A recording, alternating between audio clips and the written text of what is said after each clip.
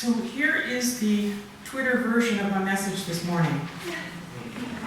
Okay, it's a little bit longer than Twitter would allow, but you get my drift.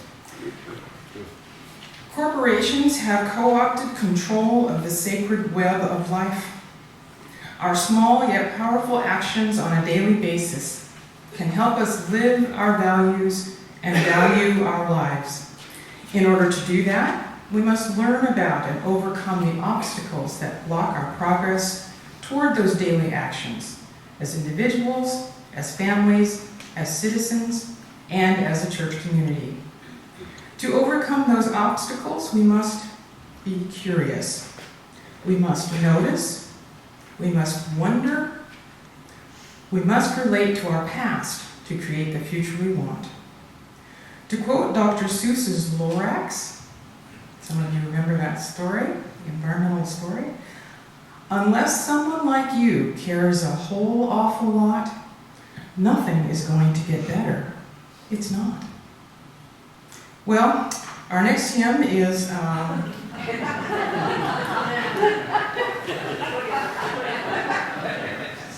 well, that's the essence of my sermon, but I will flesh out a little bit for you here. A couple of months ago, when Joan Brady shared her poem Offering with Rev. Curran, and Curran recommended it for a later date, perhaps today, I read it with a smile. I spent the majority of my working career as one of the folks who would definitely have a word or two or an entire technical report to say about placing that road in the middle of a toad migration area in the first place. That's when I decided that her parable in a poem would be the jumping off point for this sermon. No pun intended. I have to hand it to the townspeople. They discussed the situation, they discerned, and then decided what they would do, and they found the money to make it happen. After the decision came action. They built the tunnel, congratulated themselves, and went home to eat dinner. They didn't really determine, though, how they would monitor the project to see if it was working properly or how they would fund any maintenance issues that arose. Perhaps, Joan, the next poem? Much of my working life as an environmental planner / biologist involved changing that process and incorporating the philosophy of the skeptical granny who says, never is ever a fact, especially when matters of money and sex can fall whim to political acts. Well, Granny understood that you need to put systems in place to maintain the tunnel in perpetuity, or for as long as the impacts of that road are in place. Granny would probably love to meet John Muir Laws, no relation to that John, and he goes by Jack. Jack is a wildlife scientist, environmental educator, avid nature journalist here in the Bay Area, and a generous spirit. He has 3 prompts that he uses to get nature journalers, young and old, to connect with the natural world they are observing. You'll see them on the cover of the bulletin, represented by a neat shorthand. The exclamation point for, I notice. The question mark for, I wonder. And the equal sign for, it reminds me of. Jack is convinced, and many of us would agree, that connection and exposure to our world shapes our values and our commitment to take action toward peace, justice, and equality.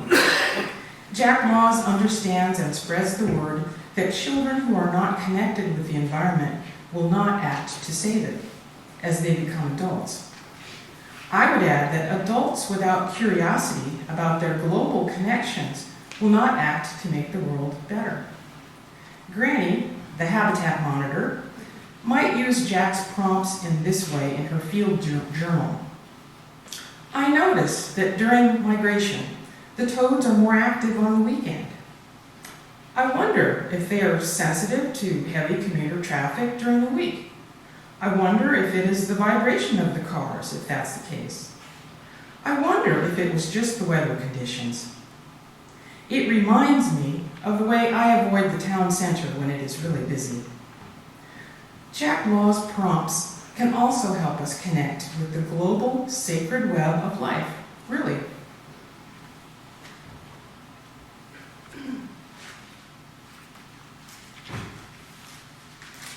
Here is a jacket I pulled from my wardrobe. I think it costs about $25 on sale from a popular online clothing vendor. I noticed that it was made in Vietnam. I checked some of my other clothing after I made this notice, and I found a laundry list of places throughout the world. China, Sri Lanka, somewhere called Lesotho. I haven't even had a chance to look it up. A lot of Vietnam and Mexico, a couple of cycling jerseys, Poland and Italy. And the only USA item I could find in a quick search was a Hit the Road Jack Race t-shirt that was made in the USA.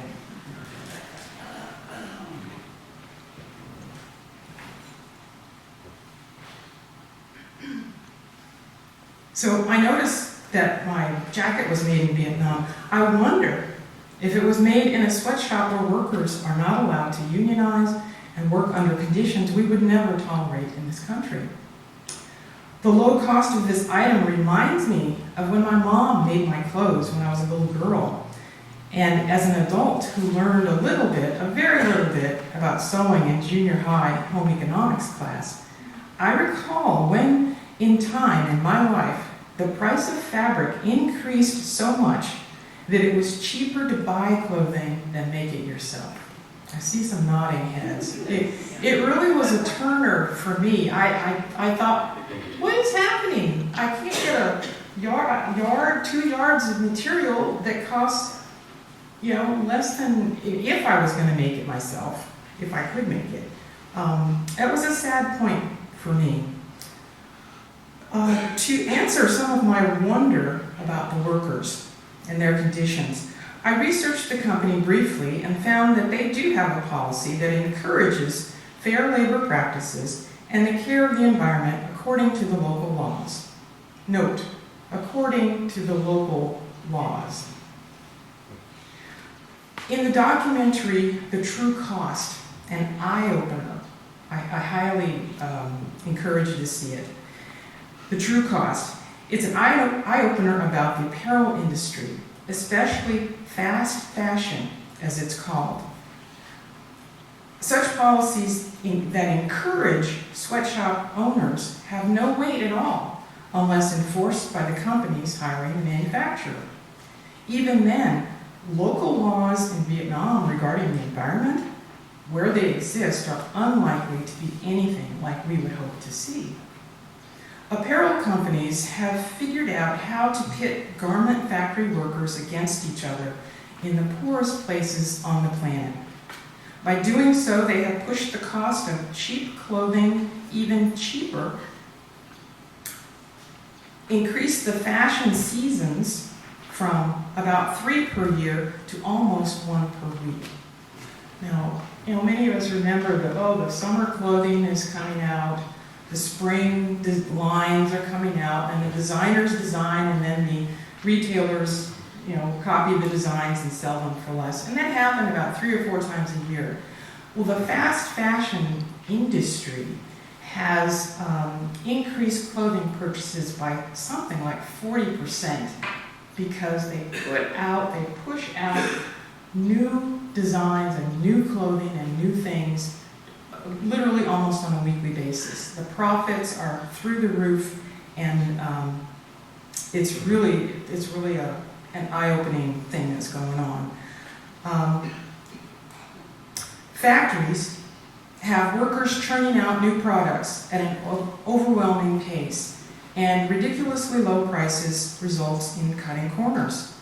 This has been tragically manifest recently in Bangladesh, where fires and building collapses at garment factories killed over 1,000 people. Cheap clothing, corporate profits, pollution, and sickness. It is harsh but true. All this while necessities like food and shelter have become more and more expensive. On the textile side, the film demonstrates the interconnections in India between GMO cottonseed, seed source monopoly, pesticides to treat the GMO plants, farmer debt to pay for the seed and pesticides, farms taken over by seed suppliers, and increases in the number of farmer suicides. So I find that the company has this policy. What do I do now? I spend enough time on the internet, and this is really getting me down already. I don't want to spend more time researching this company. But there is a better way. In 2007, Professor Ellis Jones came out with the Better World Shopping Guide, this little pocket guide, now in its 5th edition. Jones and his team research large and small corporations and rate them using 5 criteria.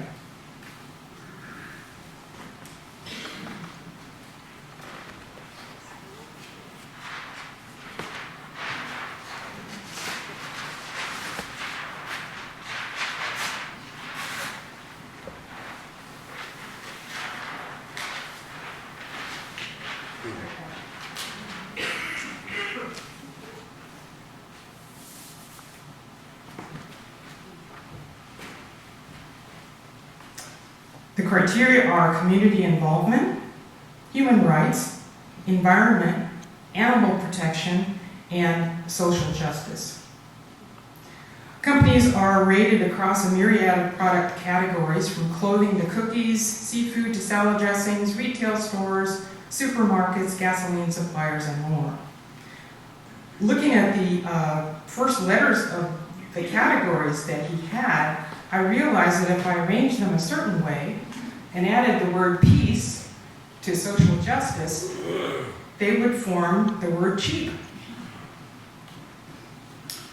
So if a product is cheap, the letters in that word can remind me that there are probably several reasons why. The company is not scoring high marks on one or more of these criteria. Well, I looked up my company. I'll call it Acme Clothing. Under the clothing section in the book, and they get a D+ on an A through F scale. Ouch. If you use this guide, you may also find companies that rate highly in their category, but you know that they sell products or services to governments specifically supporting apartheid conditions or other political scenarios. Adjust your rating accordingly. Many of you know that Professor Jones came and spoke here at FCC when the first edition of his book came out in 2007. I heard him, was inspired by his concept of citizen consumers who vote with their dollars every day. I learned that many of my votes were going to companies with C or lower ratings. It was overwhelming. I took away the names of the poorest performers and determined I would never buy from them. But I did not become curious enough to connect on a different level. That was until I watched this documentary. And at least in one category, I'm opening up my connection with the rest of the world. I became connected in a way that was emotional, heartening, heart-opening, and that, I believe, is the sacred in the sacred web of life. Well, we just bought a couple copies of the 5th edition of this book, and I am going gently, determining what I can do to be a better citizen consumer and more truly live my values. When it comes to grades, I would always aim higher than a D+. What will make this time any different than my last attempt? Well, probably the most important difference is that I am making this commitment in front of my church community, my church family. I realize the value of at least moving forward, switching my choices from D+ to at least a C or even a B slowly and at a personal pace for me and my family. Striving to do better is the goal, not to be perfect. That personal pace is important, I feel, and can make the difference between action and inaction with guilt. Everyone's passion, heartstrings, and pocketbooks are in different places. So I encourage us to remember that we each do what we can, often in ways that others never see. This time, I've opened myself to thinking beyond the cultural mindset of the dollar cost I pay for an item being the most important factor. As illustrated by Professor Jones's criteria, cheap may well be the most expensive choice. What would happen if we all took a small step toward examining our global citizenship with Jack Law's prompts and/or Professor Jones's tools? I notice that some of you listening hear me preaching to your choir. You are already doing better. Keep it going, because the rest of us will notice your quiet courage, and it is contagious. I wonder how much more compassion I might have in my life as I realize how much people in the poorest places are depending on me to make choices that make their lives and the planet better. It reminds me of the townspeople in Joan's poem.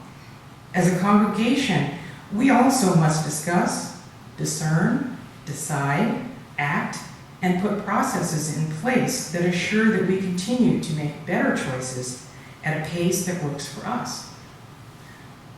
Corporations have co-opted control of the sacred web of life. Our small yet powerful actions on a daily basis can help us live our values and value our lives. In order to do that, we must learn about and overcome the obstacles that block our progress toward those daily actions, as individuals, as families, as citizens, and as a church family. To overcome those obstacles, we must be curious. We must notice. We must wonder. We must relate to our past to create the future we want. Again, quoting the Lorax, unless someone like you cares a whole awful lot, nothing is going to get better. It's not. Amen.